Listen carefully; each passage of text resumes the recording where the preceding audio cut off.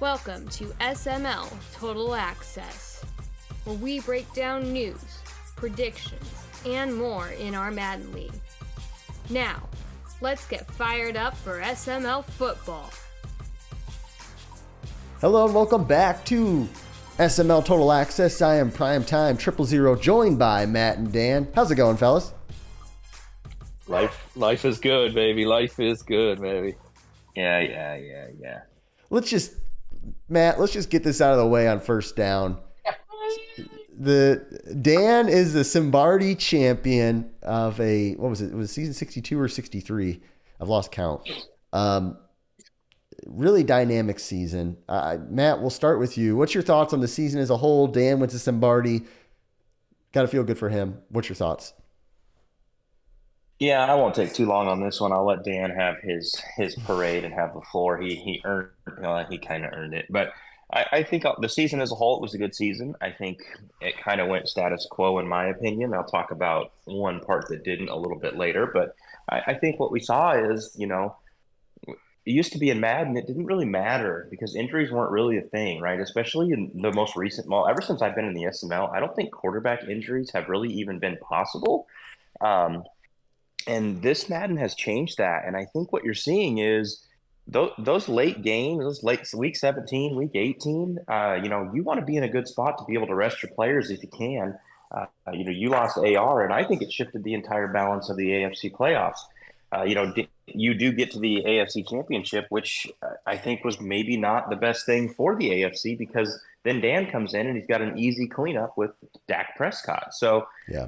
I think guys are going to look to get backup quarterbacks. Woods has got like 7 of them if you need one. And then I think, making sure you have backups to your studs that if in a pinch late season someone goes down, you can throw somebody in there. I think if you look at the draft, you probably see guys. This is a copycat league, right? Something happens and people do something based on that, and then it kind of trickles down. So, hey, no game is meaningless when you're playing for seeding in this league.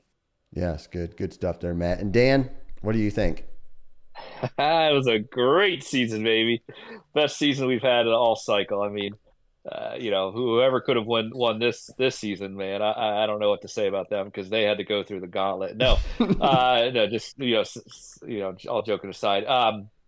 I think it was a great season because we finally got a team that won without one of the 2 elite abilities, inside stuff and set feet elite. And so that's been kind of the narrative all cycle. You've had to have one of those 2 to win a Simbardi. And so now we finally got one without that. So it's possible. Not saying it's easy, not saying, it'll happen again.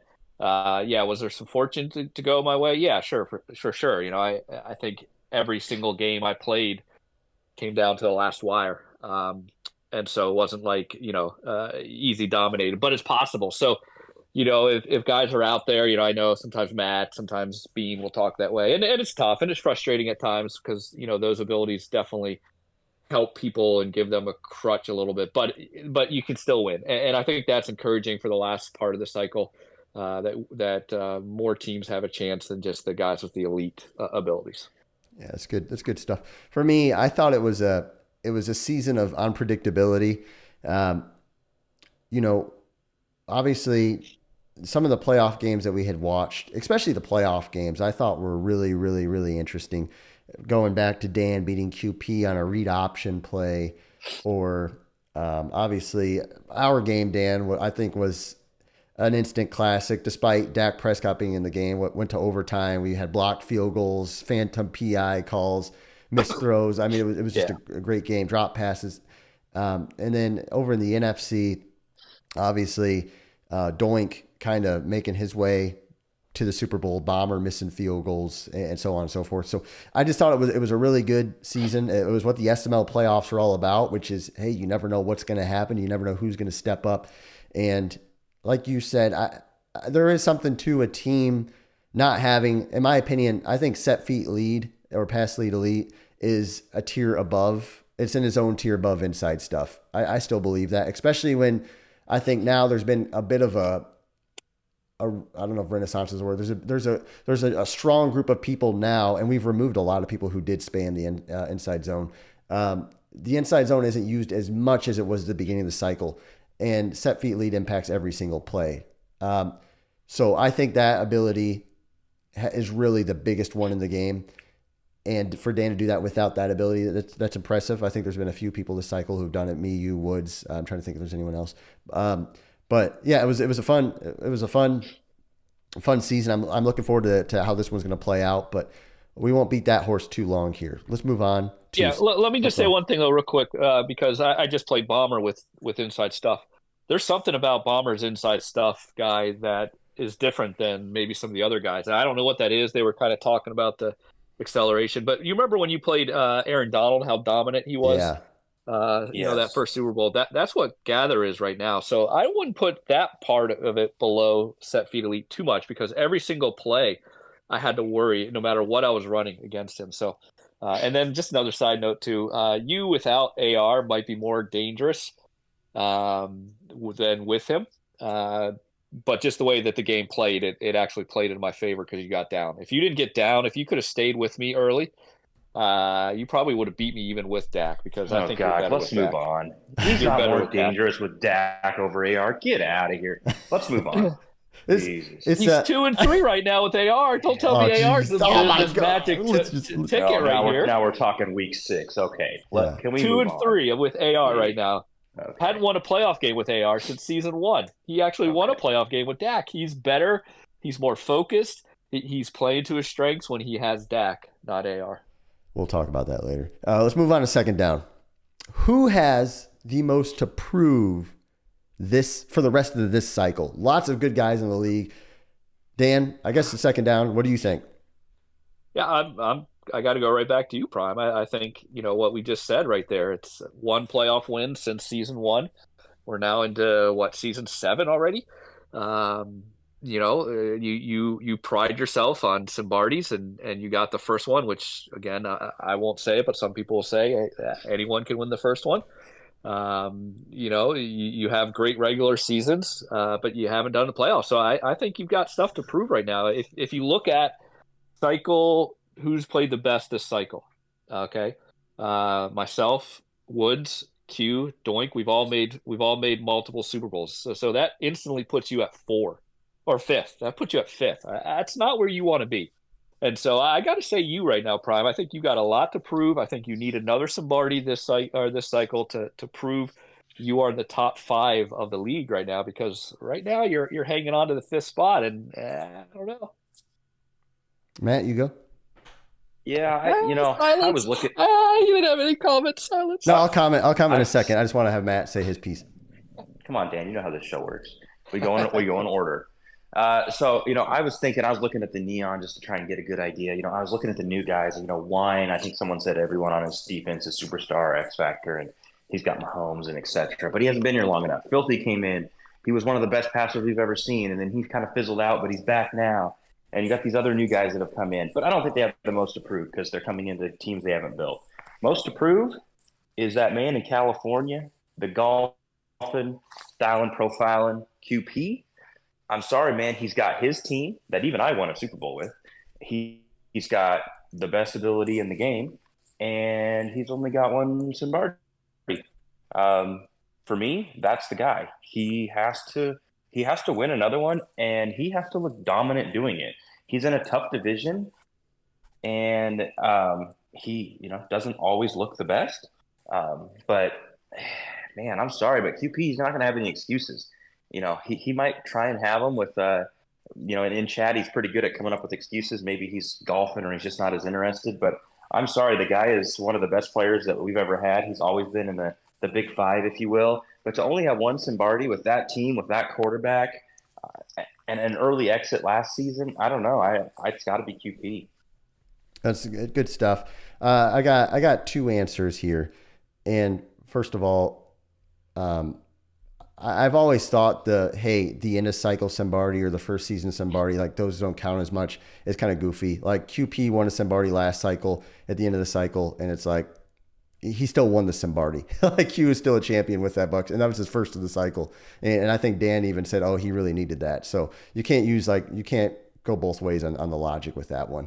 Now I'm gonna give one answer, which is I think Bomber has a lot of pressure on him and a lot to prove because that Bears team is really, really, really good right now. And he hasn't made a Simbardi with them, not even made a Super Bowl yet with them, let alone won it. I think he's got the defensive tackle, he's got the receivers, he's got the quarterback, he's got the running back, he's got the team in place, and he needs to just execute. He hasn't won a Simbardi in a long time either. It's not like he just hasn't won one this cycle. It's been multiple cycles now. So I think there's some pressure on him. But to Dan's point, the pressure isn't just on me. It's on Q. It's on Dan. It's on Woods. It's on Doink. If Dan's going to say that Prime has a lot to prove because he doesn't have another Simbardi yet this cycle, that's everybody. That's everybody's one because everybody who's got a Simbardi this cycle wants to. And you're right, Dan. I'm a guy who goes off of championships. I'm not a guy off of almost or moral victories. So you can have your moral victory of, oh, I made another Simbardi, but I lost. I choked against Woods. You can have that. I don't care. We both failed. At the end of the day, you failed and I failed that season. So we'll see by the time this cycle's done who has 2 or 3 or 4 Simbardis. I mean, that's all I care about. At the end of the day, when you look at the Hall of Champions page, when the cycle's over with, who has more? Nobody gives a crap about the other follow-up, runner-ups, whatever that you pride yourself on. I mean, I don't care about it. So, yeah. The bottom line right now, though, is everyone's got one, so you got to gauge what's the next tier. What's the next tier to indicate after Simbardis when we're all tied? And don't forget Dump. We forgot Dump. Dump's got one, too. He's got one. He's got something to prove, too. So the next thing there is playoff wins to me, okay? You want to talk about what's the next tier, it's playoff wins, and that puts you actually 6th. Like, you're not even in the top 5 right now if you look at cycle players. And I know that's got to eat at you. That's got to eat at you, the amount of failures that you've had, missed the playoffs this cycle, haven't won with AR since season 1, won 1 playoff game. That does matter when it's tied. I give you 100%. You're right. At the end of the year, whoever has the most Simbardis is going to matter. That's why for me, it was huge that I won this one because I went from 6th or 7th to already now kind of up at the top. That's what a Simbardi means. That's why it's so valuable. That's why we play this game. But I think your point. At this point, we got to look at playoffs. I think your point too is they're tiebreakers, right? Like because last cycle, correct, Faz and I had the same amount of Simbardis, but I had more playoff wins and more regular season wins, and I had the better cycle than him. Now halfway through this cycle, there's 4, 5, 6 guys with 1. Like I would put myself, everybody. I would put myself probably in the bottom 2. Me and Woods, probably bottom 2. Woods has made 2. He's made 1 though. Yeah, that's what I said. I put myself in the bottom 2. How many times has Woods missed? Where do you put Dump at? I would have to think. I would put Dump probably at number 3, maybe. I'd have to look at the list and think about it. I think Doink's number 2. I think Doink's number 2. I think you put him ahead of Q. I think Doink's number 1. Get out of here! He beat I Q. got more playoff wins than Doink. Doink he wasn't doing anything till he got set feet elite. Here's the deal. The first 2 seasons. Here's the deal, he didn't even make playoffs. Here's the deal. This my point is we can sit here in fantasy land halfway through the cycle and pick favorites, but I'm a results guy, and this cycle's still going on. So if you wanna play pretend land and think about who's won what halfway through, that's fine. But this cycle's still going on. I don't play the 2 birds in the bush. I'll play what I got in my hand right now. Okay. You're talking about fantasy land, thinking about what could happen, what might happen. I'm going to talk about what has happened, and I'm going to tell you what will happen. I will tell you what will happen, and you're in the top 5 this cycle. We'll see when this cycle's done. We'll see what happens because you've been chirping, and you haven't chirped since you weren't chirping up until you won one. That is not true. Look back at chat. I said about 4 months ago you would not beat me again, and you have not. 4 months ago, I said you unless you change, you will not beat me, and you have not beaten me yet. I'm gonna rip your heart out week 15, and I hope to God we play in the playoffs because I'm gonna cut your head off. Then it's gonna be over. Well, you won't win another. I hope you do too. I hope you make the playoffs. It's over. I hope you make the playoffs. It's over. Hey, gosh, it's an election year. I feel like I'm a moderator for CNN on a presidential debate here. What I want to say is. It's whatever you guys are arguing about, but it's crazy that we're having this conversation with this. You guys named multiple guys, right? There's a lot of guys. Like in late April, as we approach the summer, it's usually not this many people in the contention for best player of the cycle. It is completely up in the air. Even if you have no Simbardis, if you Yeah. go on a run and win one Two. and back to back, you're the king of the cycle. So that's Yeah. fun. Yep. Yeah. To your point, Matt. Yeah. I guess my only point to answer this question, then I'm done talking about it, is who has the most improved this cycle? I think Bomber and or the current Simbardi winners, whoever has one, really wants to get to number 2, have 2 Simbardi wins, because that automatically catapults you to number 1. Yep. Or if you go back to back or win 3 or whatever the case is. Let's move on. Unless, Dan, do you have anything else to say? No, I'm done. Good. Yeah, we're happy about that. Let's move on to the best. Is this the best SML rookie class ever? I mean, and by rookie class, I don't mean created players. I mean members who have joined the SML and made an impact in whatever way, whether it's league stuff or whatever.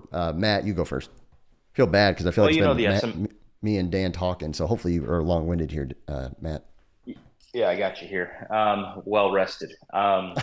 So, the SML loves their recency bias, right? It's whatever's happening recently that everybody likes to talk about. But gosh, I'm going to fall for it.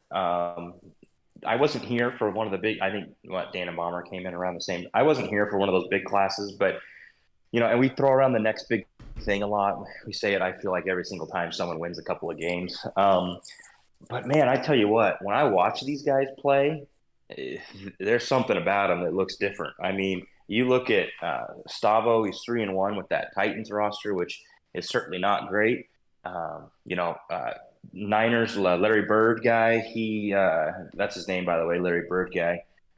He played really well against Prime. He beat Straw. He just lost to Straw, but in a close game. Straw's having a great season, and he's a Super Bowl contender. And then you look at Noobs, and oh my goodness, this freaking guy is energetic on his streams, and Yep. he is energetic on the field. I mean, he can run the ball. He can throw the ball. Taj Smart, Dom liked him, and he built him up pretty good, but he's nothing special. He's got a big arm, but he's not superstar or no good abilities, nothing like that. And he's just throwing dots. And on defense, he was just picking. I mean, he was just reading Doink like a book. I think Ritter threw 5 or 6 interceptions. So I think as of right now, since that previous class kind of fizzled out a little bit, this is one of the best rookie class as far as potential goes, for sure. Yeah, I'm kind of agreeing with Matt. I think that what's kind of cool about these guys is all 3 of them, I think, have potential. I don't think there's kind of 1 or 2 studs and then just some leftovers. So I think all 3 of them have potential. They all have Stavo, yeah, but I play him today, and if he beats me, he'll have his kind of signature win. They all got, they got Doink win, they got Prime win, so they've beaten some Barty winners, which is a statement. But to me, there's 2 things that is way too early to tell on these guys. One is the SML does a good job figuring you out. Okay, we watch tape, we watch games, we scout, we share. You can't be dependent upon some certain trick or some certain kind of way, because you'll get figured out no matter what. So let's see what happens. Let's see if these guys get figured out a little bit. Playing someone the first time is never easy. So that's to be determined. And then can they handle the pressure? Big boy season and all eyes on you and putting people talking a little bit and people putting expectations and that's pressure, and we've seen some of these guys not do well under pressure before. So can they handle the pressure? I don't care if you've won in other leagues. I don't care even if you won in Primer. There's nothing like SML playoff time pressure that will be put on you, and we'll see what happens then. Yeah, I think I can't crown them yet, and here's why. You look at a guy like Larry Bird, who beat Straw by 10 points the first time they played in week 3. They play again in week 5 and Straw wins. You look at some of these other cats who are in the league right now. Stavo. I played him once in real SML and I wasn't overly impressed. I think Noobs has a lot of talent. I think he could be really good, actually. When I look at Wine, he's got a super jack team. I mean, this is the best Wine's ever going to be. I mean, he's got set feet lead. Look at that Chiefs roster. To me, and I'd have to go back and look at some of the quote unquote draft classes. Dan, was it you and Bomber came in together? Yeah, we were right together, and then Faz was just a little bit A after little us. after you guys. Anybody else was Q in that same class or no? Oh no, I don't remember when Q. I think he came in after A little Faz. after? Yeah, okay. Yeah, I mean, that said though, I mean, you, Bomber, Faz, kind of close all around the same time a little bit. I mean, yeah. I don't care. I mean, that's tough. I mean, that's a good big three right there. I mean, Bomber hasn't had the playoff success really as much as the other guys. I mean, he's got one. Um, but that's still an impressive class. And until one of these other cats can win something of substance, I'm not going to crown them. I can't crown somebody who hasn't actually have substance.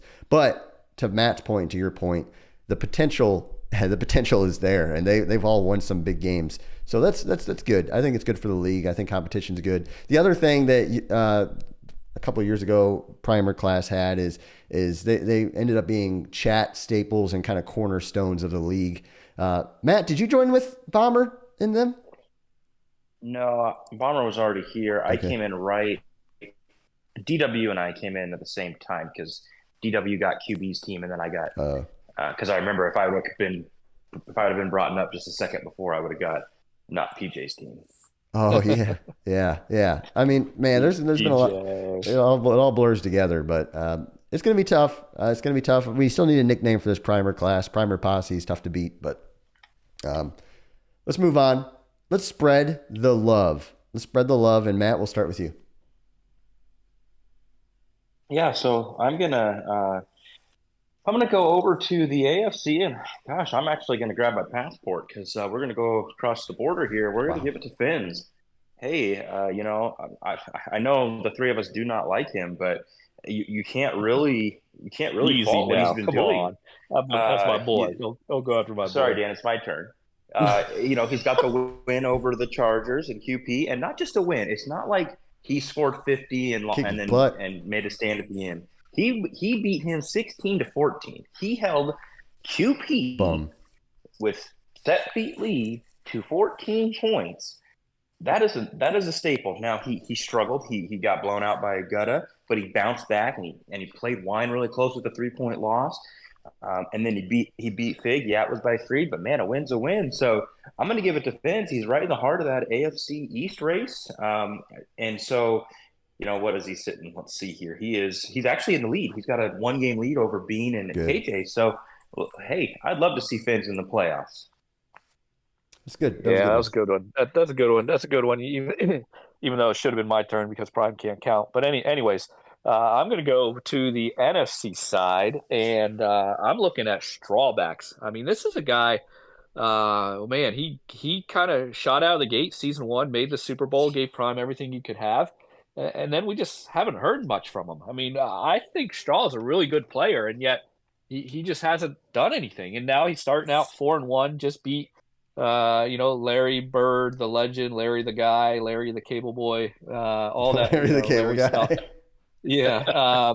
And so, that was a good win. And so I would love to see Straw back in the playoffs. I think Straw has a unique style. He's one of the best passers in the SML. He's got a volume amount of passes. So I would love to see Straw keep this up and make a noise. So I want to give a shout out to Straw. That's good. I'm going to give a shout out to Torque in my division.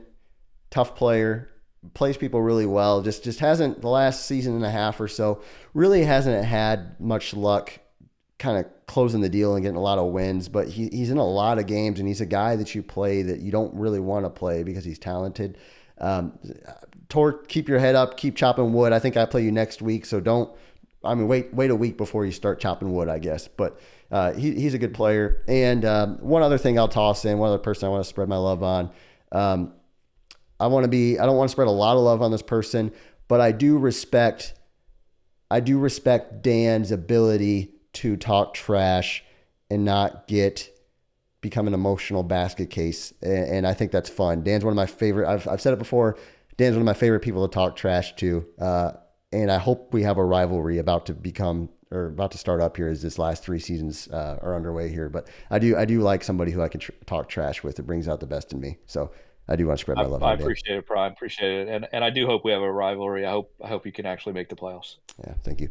You were a scrub. Yeah, and when we say best rookie class and things like that, I know we're talking on the field, but Yep. I think what you just said about Dan is a very, very important key to determining whether they're actually the best rookie classes. Can you talk the trash, or can you win and lose without dropping off that emotional cliff, right? Yeah. And getting personal or making things awkward. So Dan's really good at that. There are some other guys that are really good at that, but it's a very important facet when it comes to, are you a Hall of Famer in this league or just a guy? Yeah, that's good. Good point. Matt, it's time to give us your Matt 5. Yeah, this was a tough one, guys. I really struggled with this, and I'm not even sure I got it right. But I mean, I guess it's my top 5. So if I didn't get it right, who cares? There's nothing you can do about it. At number 5, I've got Gutta. Jeez, you talk about a guy that just came out of nowhere. Honestly, I didn't even know that he was doing this well. Then again, when his games are supposed to start, that's when he does his training. So I just turned it off. But he's got the win over QP. Most recently, he beat his brother, which he does seem to always beat him or get close to. But then his first loss to him for week 1 was a really close loss. So Gutta might be figuring things out. I think the trade for Tua was not a good. I think when he looks back on this cycle, I think that trade for Tua just wasn't good. I don't know. When I watch him play, I don't know if it's the lefty, if it's the noodle arm. Man, I wish Gutta would have not done that and gotten him a creative guy with a rocket arm and done something. But he's at 5 now. I've got Dan at 4, and this is where I really, really struggled because Dan's technically undefeated.